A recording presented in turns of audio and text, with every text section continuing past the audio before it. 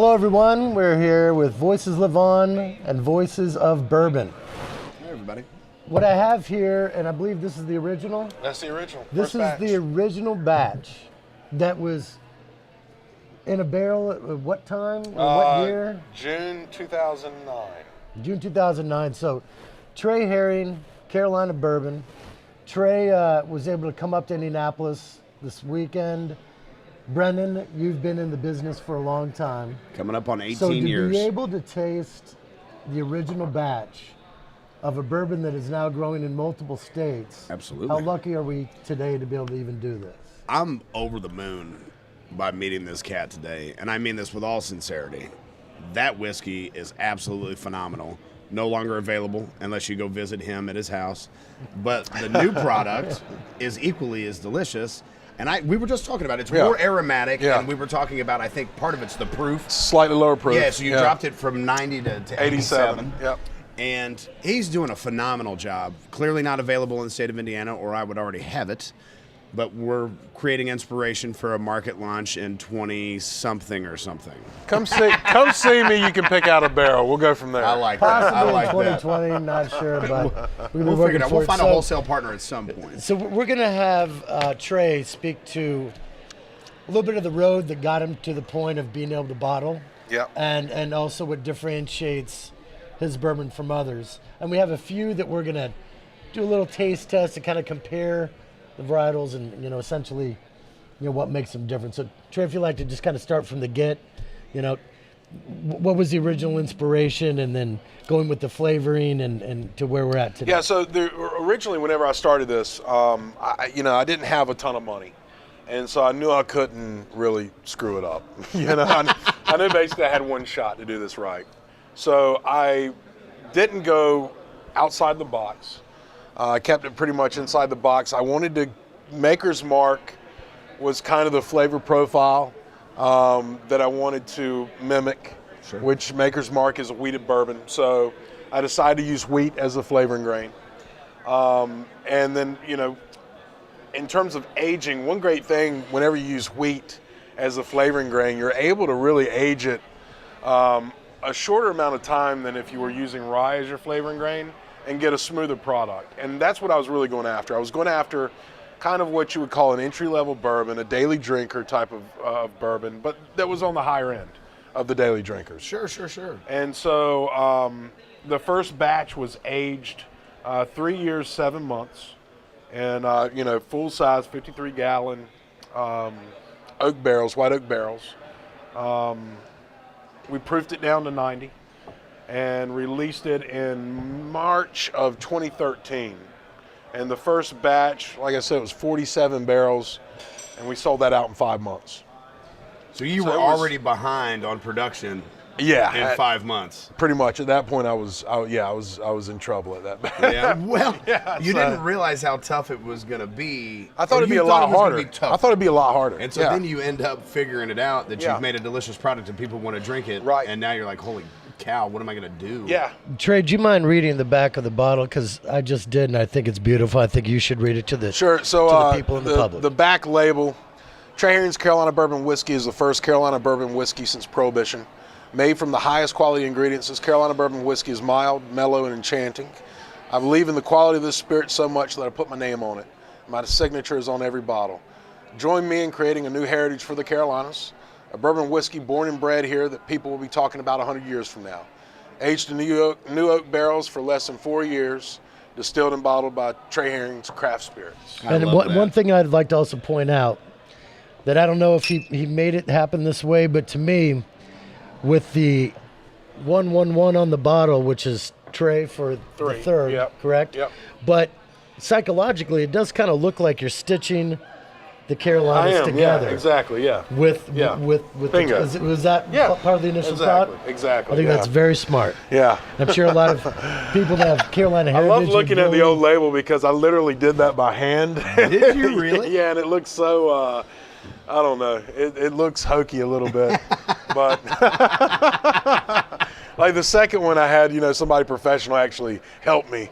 So it looks a little more finished and polished. Now, did you have to hand apply all of the stickers?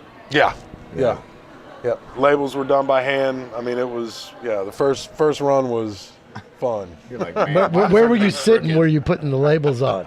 You're doing on it the back right. porch? No. Where were you? Where were you physically when you were slapping those labels on? In the distillery in Ladson. So Okay. when it goes through basically a 6-bottle filler, and then they go to a table, and you cork applying. it, cap it, and then you've got basically a little thing that you sit it on and roll it, and it rolls it on there. So when you did the first one and you looked at it, what went through your head? I mean, I was at the point where I was like, God, I hope I can sell all this bourbon. I mean, that's what it was. God, I hope I can sell all this bourbon. That's where I was at. Yeah.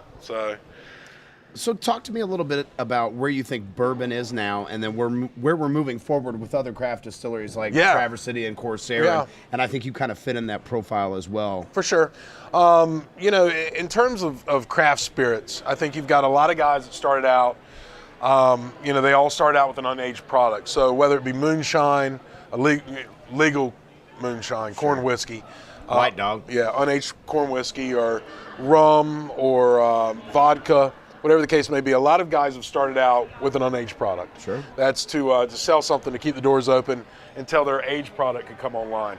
I kind of knew that at the point that I was starting, that if I went ahead and went with an aged product, by the time I was releasing it, I would be ahead of everybody. I would have about a 5-year head start on everybody. Right. And right now, there's a ton. When I started, like I said, there were 3 distilleries in the Carolinas. Now there's probably at least about 120. So to give you an idea of the growth. Amazing. Yeah. And the downside of that is that it's very similar to the wine business. When you have all these distilleries that are in one state, if one person makes a bad product, then that can give a bad name. So if one person makes a bad Carolina bourbon, that can give a bad name to all Carolina bourbons. Because if one person tries a Carolina bourbon that's not good, then they see my bourbon, Carolina bourbon, they may think, well, it's not going to be good either.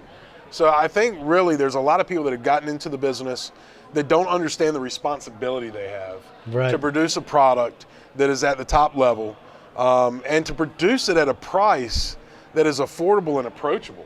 There's so many people out there right now that are selling. What's your price point again? $28.95. $28.95. So there's a lot of people that are selling fifths for $50, We had $75, this conversation $80. off camera earlier. Yeah. There are so many distilleries that are selling young whiskey at a very elevated price. Yeah. I understand that that's their business model. They have to do it because they have costs affiliated with opening up a distillery.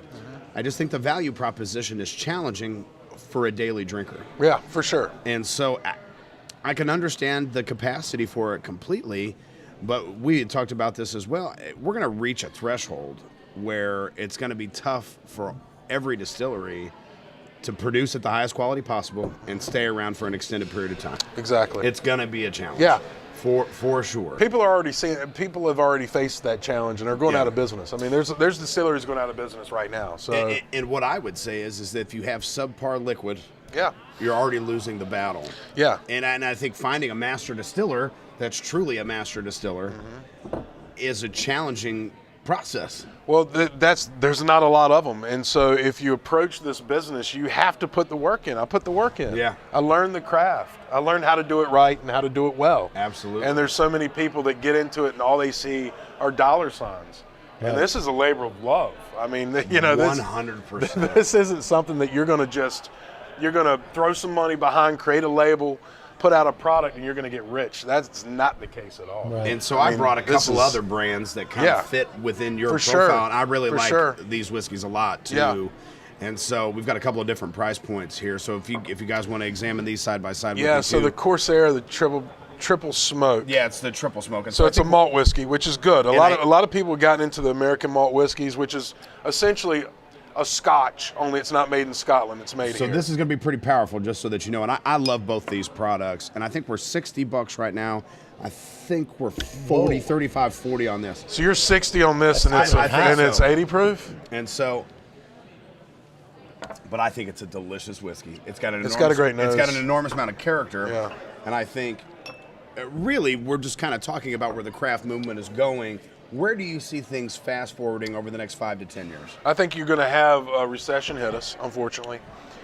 And I think when that happens, you're going to see a lot of people go out of business. And it's the people that make it through the next recession and are able to survive that and come out the other side with quality product. Those are the guys that are going to be. And isn't that what it's always about? It's always about that. It's always about quality liquid, regardless of price point. Yeah. And I've made the mistake. I put out my third batch and I wasn't crazy with it, but, had to go. And, that was tough. That was tough getting through. That third batch was tough getting through. And people knew it. Yeah, for sure people knew. People I got killed over that. I'll never make that mistake The cruelty of other humans when they don't like your stuff. They will punish you. And I still catch crap over Really? that batch. I mean, I'm coming up on my 8th batch. Yeah. So that my was third 5 batches ago. Yeah, and people are still killing me over that third batch. I'm like, come on, guys. How good's this whiskey? Yeah. Right. Get out of here. The triple smoke is. I think, and once again, it's not for everybody, right? And so you've got, the Beechwood and peat smoked barley.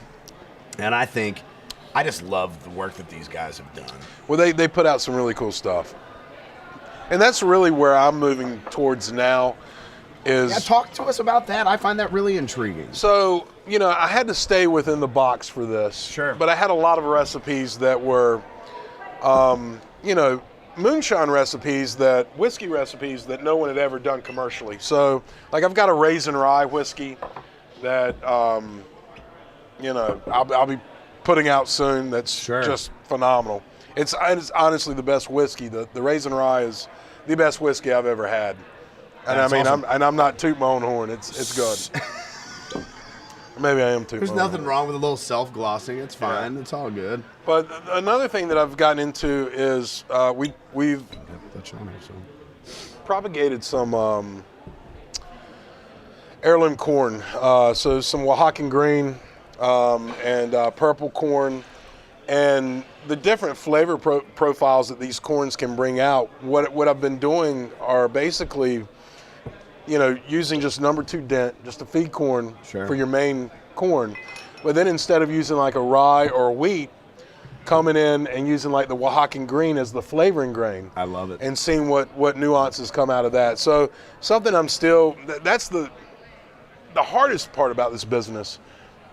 It's when you're doing R&D like this, it takes years. For sure. It's not something you can, just do and know that it's going to be perfect or know that it's going to be great. A lot happens by accident.